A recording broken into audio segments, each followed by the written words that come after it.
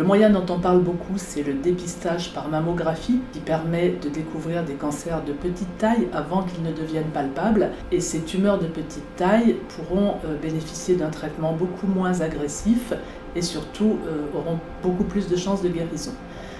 Malheureusement, on se retrouve encore dans des situations où on découvre des cancers à un stade évolué. Et c'était des cancers qui se voyaient. Les femmes s'étaient rendues compte qu'elles avaient une modification de leur sein, mais elles n'imaginaient pas que ça pouvait être un cancer.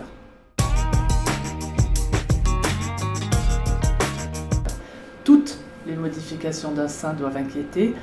On peut avoir une petite ridule qui apparaît sur la peau du sein, un creux qui survient quand on lève les bras, alors qu'au premier regard, le sein paraissait normal. Un mamelon qui se rétracte, alors qu'avant, les deux mamelons étaient identiques.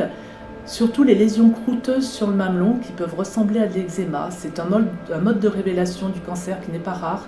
Et bien souvent, on n'imagine pas que ça puisse être un cancer.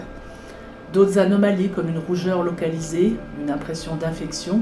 Si au bout d'une semaine de traitement antibiotique, on n'a pas de résultat, il faut penser qu'il peut y avoir un cancer derrière cette inflammation. La modification de la consistance d'un sein aussi qui devient dur et qui devient différent de l'autre sein, ça peut être un signe d'un cancer qui prend tout le sein.